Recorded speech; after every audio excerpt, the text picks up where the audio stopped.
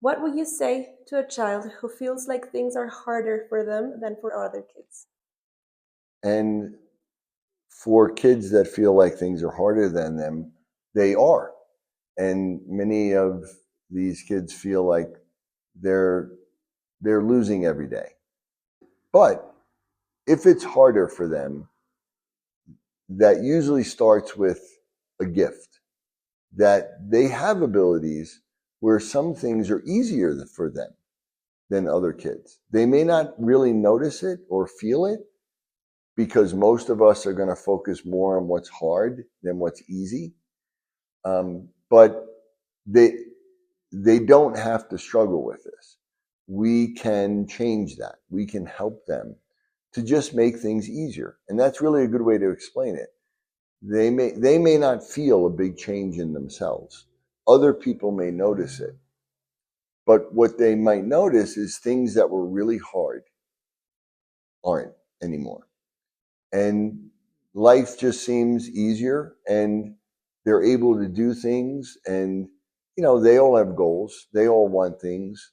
They may want more friends. They may want better grades. They may want to be able to be good in sports, or they may want to just be able to speak. And all of that is possible. And we're really not trying to change them. We're trying to really just help them be who they want to be. How would you explain to a child that it's not about not wanting to or not being able to, but that the brain is still learning? Okay. We know that in most cases, all kids, they want their parents to be proud of them.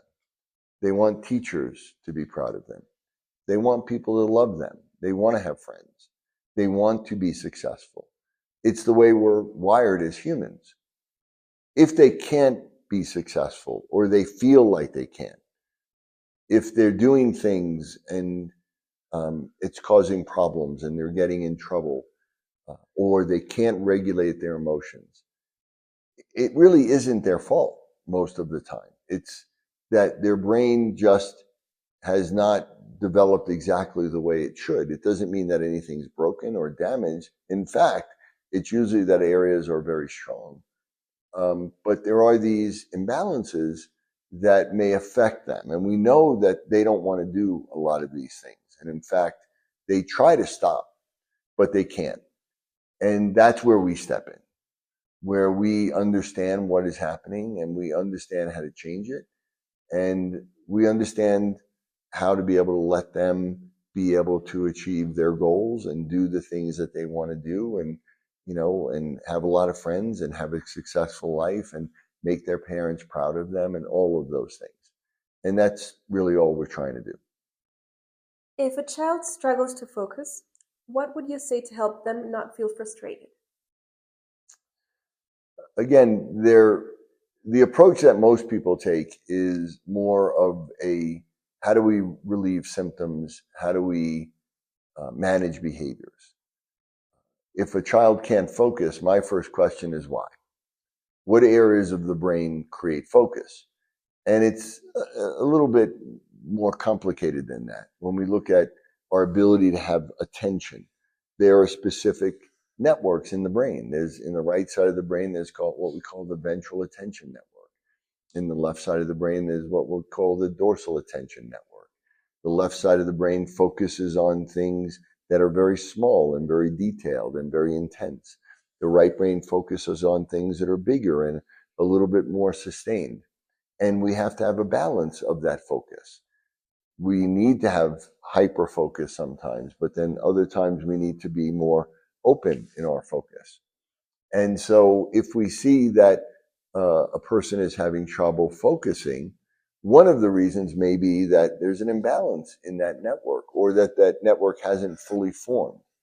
There's other things that can cause a problem in someone's focus. Anxiety. Someone can have a sense of danger or fear. They can be afraid that other people are judging them, or that they're going to be rejected by people. And that can affect their ability to focus. There are other things like inflammation in their body that can make them not feel great.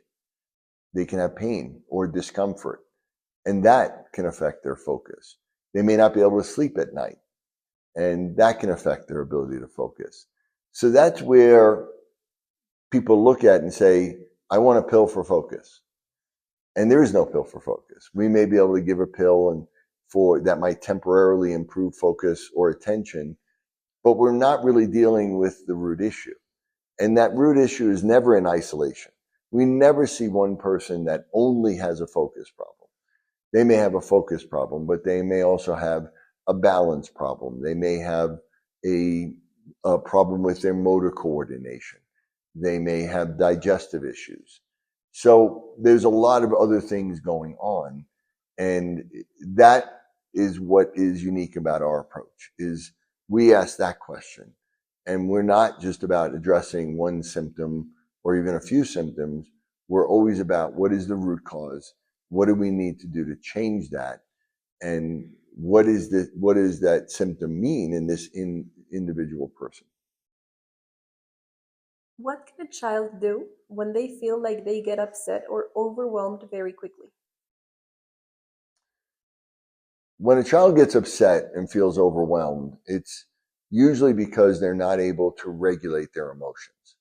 And regulating emotions is primarily something that develops in the right side of the brain, and it develops during early development. A lot of that interaction between the parents, and in particular the mother and the child, breastfeeding or feeding with a bottle, rocking them, singing to them, giving the child that's something they can suck on. These are all ways that teach the child to self-soothe. Initially, all children have to co-regulate. The parents are there to regulate the child. The child gets upset.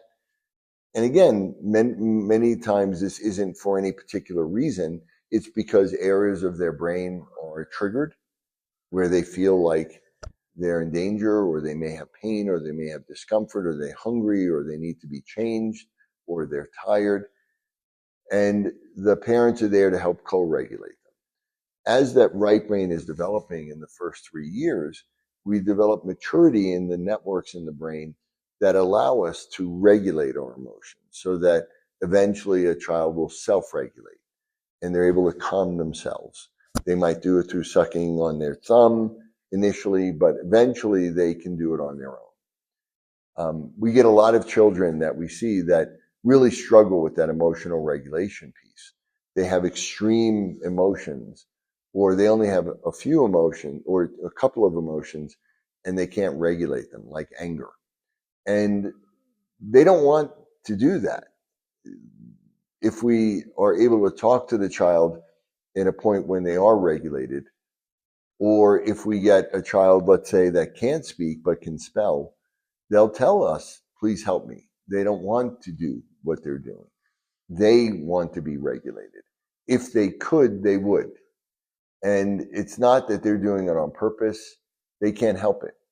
And so we may give them certain tools to help them regulate themselves. But the bottom line is, if you're not changing the brain, if you're not bringing on those networks, then they'll never be able to regulate themselves. And that's where you see even into full-grown adulthood, and people that have emotional regulation problems and chronic anxiety or depression or anger management issues, all the way throughout the course of their whole life. So it's really, again, about understanding the root cause and changing that, and not just trying to manage the symptoms and behaviors. How can a child keep trying when something feels really hard? So when things are really hard, how do we get a child to keep trying? And that is one of the things I think that is the most brilliant parts of the way our program is designed. Most of us are motivated by results. No child just wants to be given an activity to be done mindlessly over and over and over for no reason. They don't want to feel like there's something wrong with them. And many therapies and programs, child is brought in, they're made to feel like there's something wrong with them. They're given some activity that they need to do in an office or at home. And they're not given really any clear directions. They're not really told, why am I doing this? What's my goal here? How do I know if I'm getting better? All of us are motivated by results in one way or another. So are children. If the child is given the opportunity to understand that there are specific goals of what we're trying to do that are going to help them to feel better, to be able to do things better. We often, if we can, talk to the child about what they want to do better. Do they want more friends? Do they want to get better grades in school? Do they want to be able to read better? Do they want to be able to not get upset? Do they want to not have pain in their belly after they eat food? Whatever it may be. And we tell them, okay, if we do these activities, then we may be able to help that. So now it becomes something that they may want. Some kids, it's, I want to be better on the football field, or I want to be a better athlete. I want to have more friends, or, I want to make my family proud of me. So whatever it is, we try to tap into those goals. And then we give them real specific numeric goals for them to hit in an activity. And the way it's designed, let's say we want them to do something for 60 seconds. Currently, they can only do it for 10. We don't just do the activity over and over. We'll say to them, okay, we want you to get to 60. Right now you're at 10. Let's try to do 11 today. Can you do it for 11 seconds? And so now the child has a clear goal. It doesn't seem overwhelming because they already did it for 10. Let's see if you can do 11. And if they do 11, it's a big celebration. Wow, that's so great. And that makes the child feel really great. They feel like they're winning and they want to do more. And even a child that might have seemed really oppositional, if you give them the opportunity to feel like they're going to win, again, why are they oppositional? There are certain networks in their brain that might make them act that way, but a lot of it is because they feel like they're failing all the time. They don't feel like they can win, or they're tired of doing the same thing over and over for no reason, like all of us would. And if you turn that around and give them specific goals, make it like a game that they can win, and they see that happening, and they start seeing that they're getting closer to these goals that they want, and that they're in charge of it, they're in control of it, then they usually become really engaged in it. And we also let them know that there's an end range. When you get to this level, you can stop doing this if you want to. You don't have to keep on doing this forever. There is a point where we want to get to. I often say to parents, I use the analogy, and I get some funny answers sometimes, but when parents sit with me, I'll say, just imagine if I said to you, let's go out in my car, I'm going to take you for a drive. Let's go for a ride in my car. What would be the first question you would ask? And most commonly, they say, where are we going? And I say, exactly. When you're going on any sort of treatment plan, that should be the first question you should ask. Where are we going? Where are you taking me? Where's our destination? What's our goal? What are we trying to hit here? And most parents or patients are not giving any of that at all. It's just, okay, well, this is a treatment we're going to try to maybe help you feel better or reduce a symptom. And that's where parents will say, I never had a roadmap before of what I was doing. And that's because we think as humans in goal-directed behavior. We need goals. We want to have goals that we can shoot for. And children are no different. They want to have goals. They have goals as well. But they're not going to come up with their own goals. We have to give it to them. We have to lead them. We have to say, okay, here.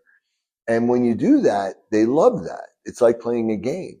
And they want to be able to do that. And they want to win. And they want to feel good. And they want to be in control and know that I'm not going to do this forever, that there's a destination of where I'm going for. And when I reach that destination, I can stop. So that is how we overcome a lot of oppositional behavior and why children generally love being here.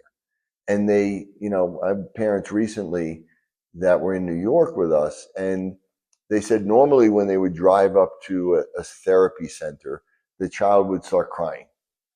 And, they wouldn't get out of the car. And in the first week of being with us, the child, every time they got near our center, would start laughing and clapping. And they would run into the office. And that's, I think because of the way that we do that and the way we operate. And we have a great staff of really young, energetic professionals that love doing what we do. And we're all playing the same game. We all know what we're trying to do. We all have our goals in mind, and we get really excited when we hit those goals. And as I said earlier, there's nothing more motivating than results. And that's also what motivates the parents, and the children feel the parents. When the parents feel good, when they have a clear image of what they want to do, it all works together. What would you say to a child who feels like something is wrong with them? Yeah, that's heartbreaking when a child feels like there's something wrong with them, or many of them will say that, there's something wrong with me, or I'm not smart, or I'm dumb, or whatever. And there are varying degrees of awareness of that. Just to be able to say that shows a certain level of self-awareness in some kids that is remarkable. And right brain dominant kids that usually have left brain delays, things like dyslexia, problems academically, memory issues, learning disabilities, what we call processing disorders, those can tend to be very, very, or even hyper self-aware. And there's something that we all do in our brain called metacognition. That's the ability to judge ourselves. And we need to have a balanced brain to really judge ourselves accurately. People that are overly right brain dominant, that have overactivity in the right and deficits on the left, they often struggle with a lot of anxiety around the fear of being judged by other people. And they feel like they're being judged in a negative way. They judge themselves in a negative way. They struggle with self-esteem issues.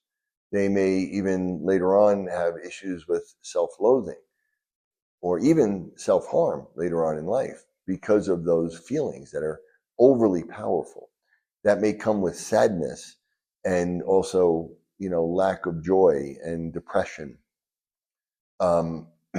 And so understanding that these kids may struggle academically.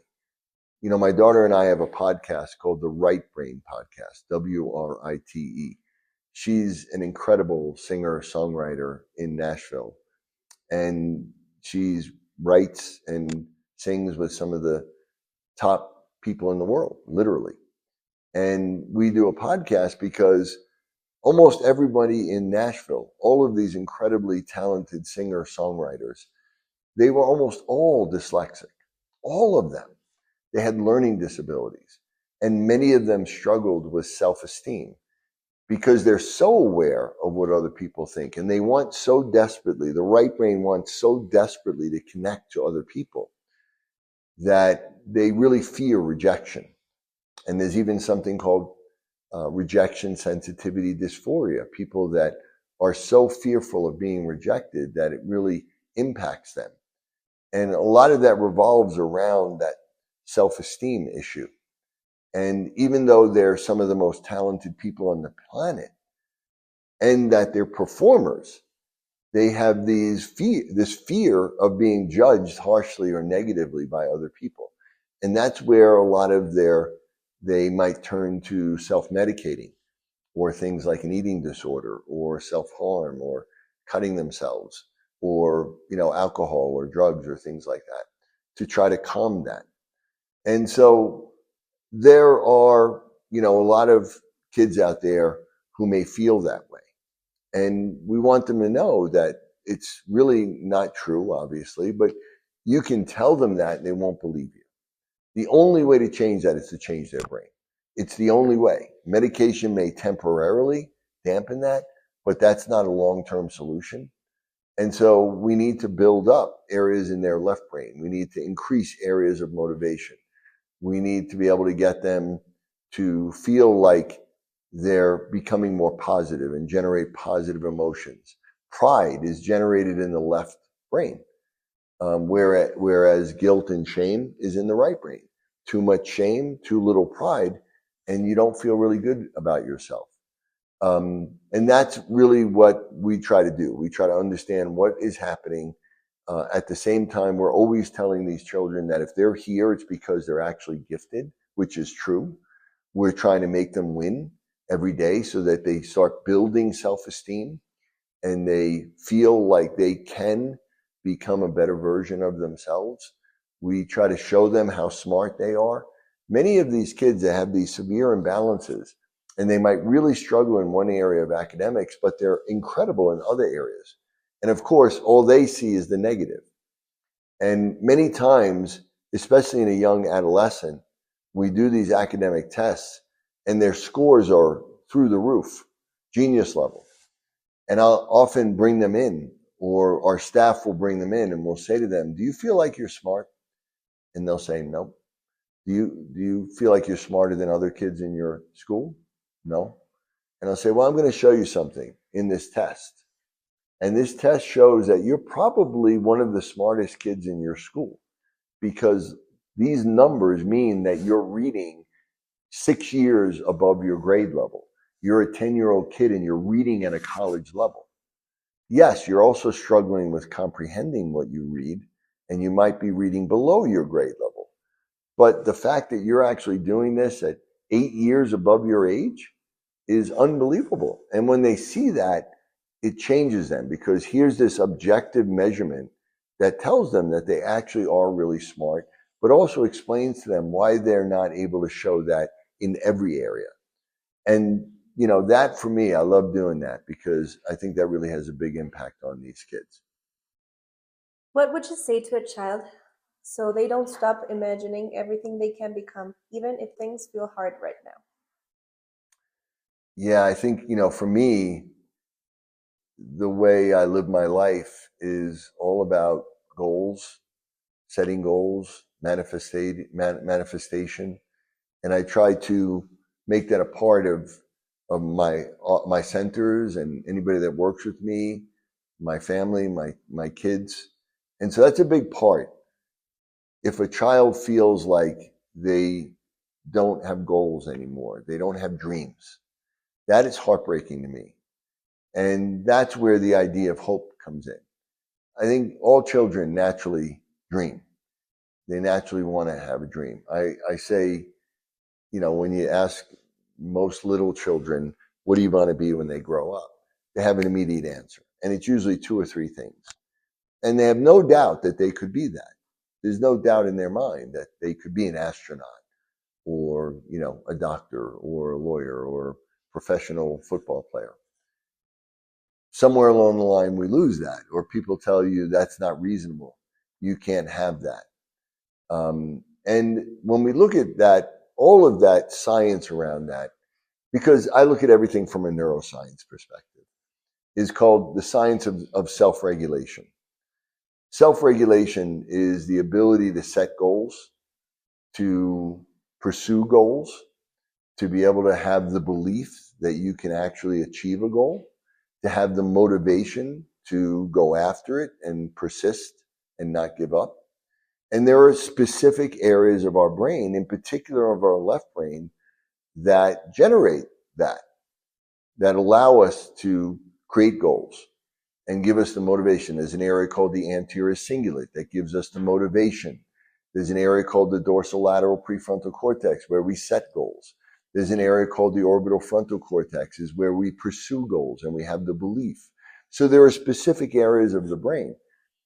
There are also areas on the other side that raise doubt and make us question or make us want to maybe not go after a goal or shift what we're doing. There's always this balance going on. And so with children, one of the things, again, is we want to give them where they believe that whatever is holding them back doesn't have to be that way, that it can change. And I think the whole environment here gives them that feeling. And then we try to talk to them about their goals and we try to bring that out. And we want to get them to be able to dream again of who they can be and what they can do.